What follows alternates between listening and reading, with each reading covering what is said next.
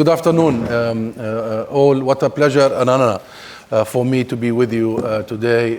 And the thanks are definitely to the Britain-Palestine project, Andrew and the team, Diana, the good work you have put together for this to happen. And Vincent, my friend, for all that you have done over the years, for founding this very important institution, for devoting your life, your entire life, for the cause of justice and Palestine. I salute you today for bringing all of us together.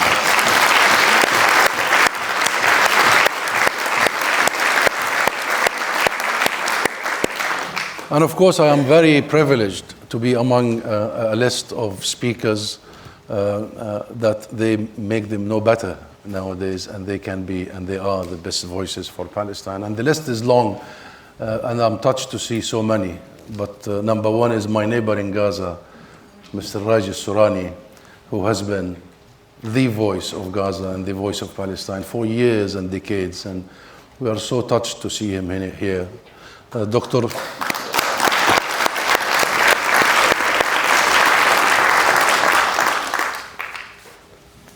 Dalal Ariqat, who represents the best Palestine can offer. And we are so proud of her achievement and her family and what she has been able to convey to the world on behalf of her people. Thank you for traveling here and being with us.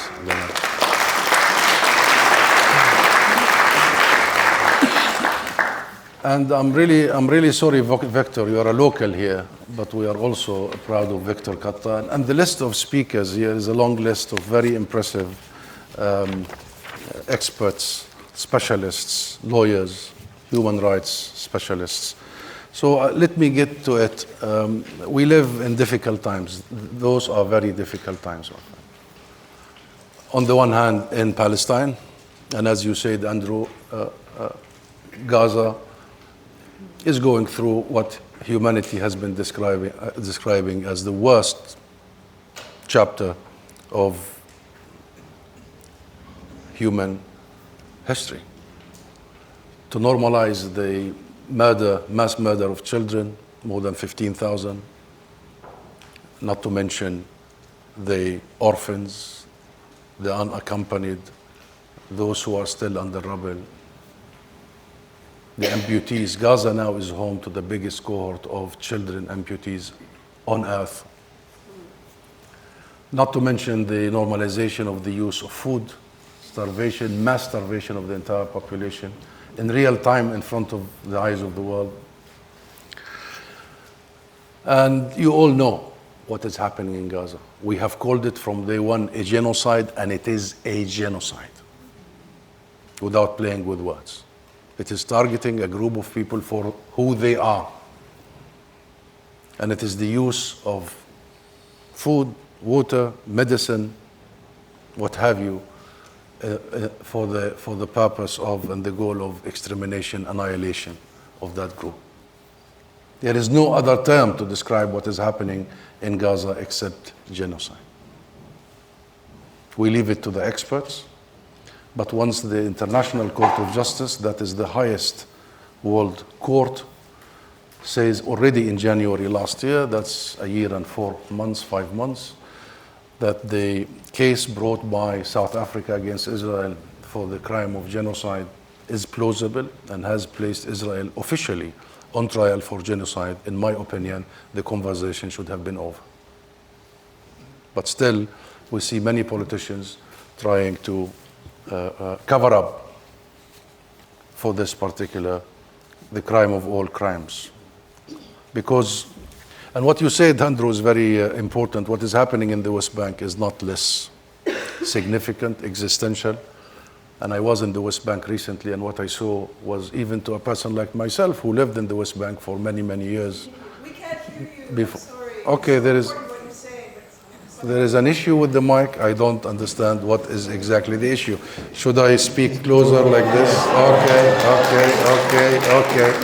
Okay, I'm sorry. Apologies. And the situation in the West Bank is as existentially threatening to us, the Palestinian people. I was there in the West Bank recently, and what I saw was rather unthinkable in every sense. And you are right, Andrew, there is less attention being paid to what is happening all over the West Bank. But it is the same playbook, it is the same toolkit, it is ethnic cleansing, it is displacement of people, it is targeting of entire communities. You may have followed what happened in Jenin, in Tulkarem. It shocked me how much the settlement enterprise in the West Bank has become the core, the urban centers, rather than the periphery, the entire infrastructure, and you can see what is being executed in front of our eyes. And Jerusalem has been completely and utterly carved out, totally carved out of the Palestinian equation. But difficult times is not just in Palestine, difficult times for the rest of the world. The international order we built together after the horrors of the Second World War no longer exists. We are seeing the new order that relies on power. It reminds us of the 30s. It's exactly that moment. And you see conflicts popping up everywhere, and you may be following what happened between India and Pakistan only recently, and our inability to resolve any issues. In fact, now it is primarily the rule of the jungle. But I would want to focus in the few minutes on the UK. And I have three observations to make. The first, there has been a considerable, real, unprecedented, serious change in the British public opinion over the last few years. Very real, thanks to you.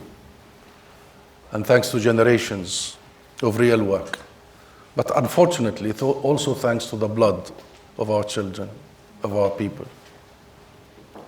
That finally, the news is reaching. Finally, people are realizing.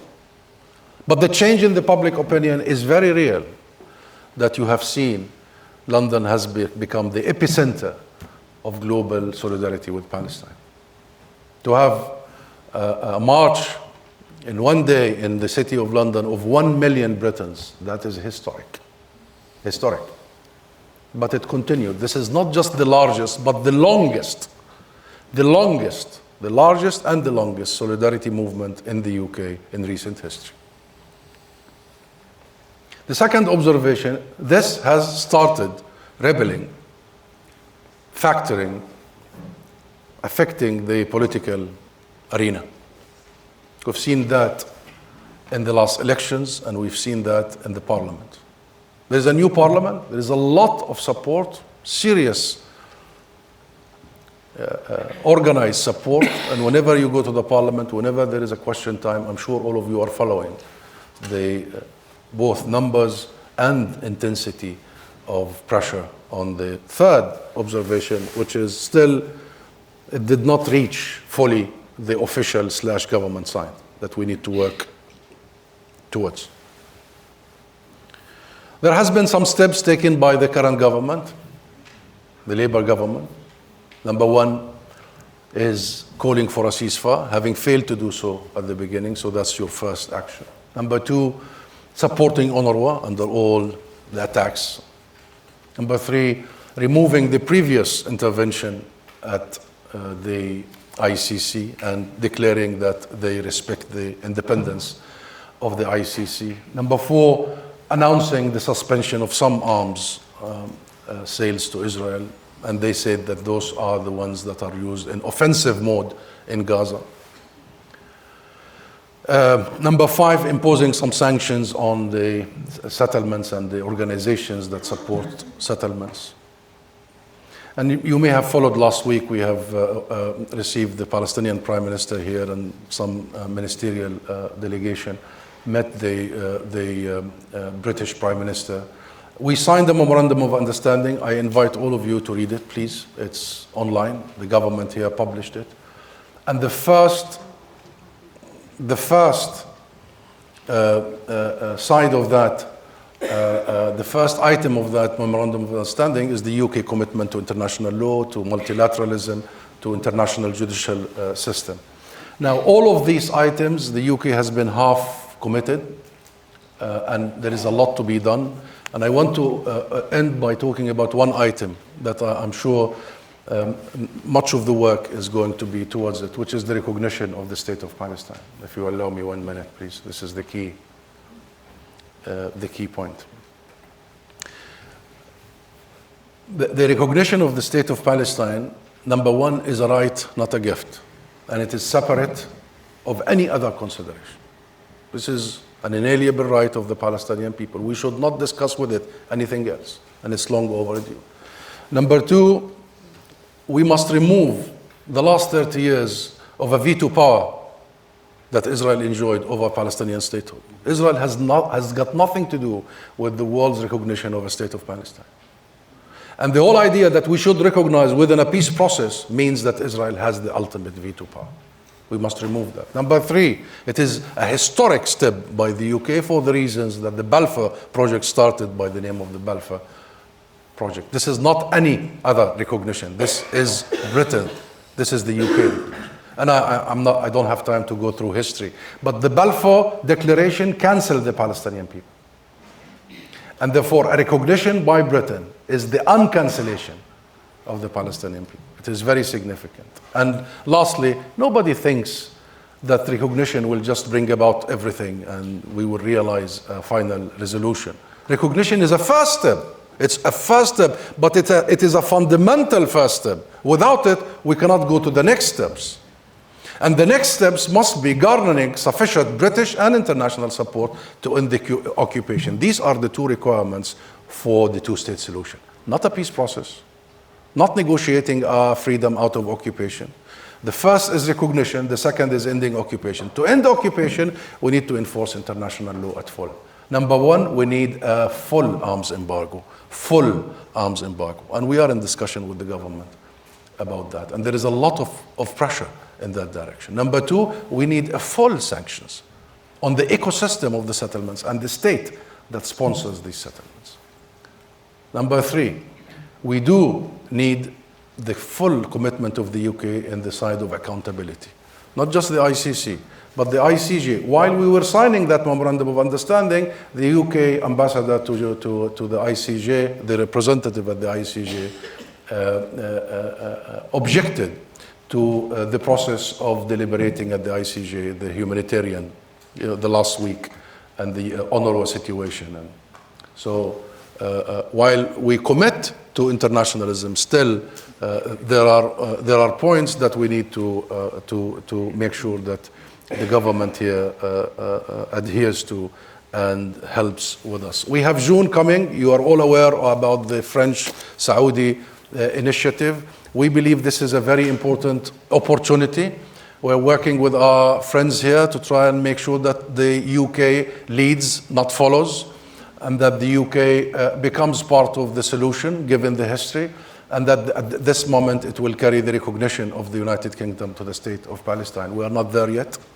There is a lot of work to be done, but I'm here to salute all of you and to thank all of you for doing this work together.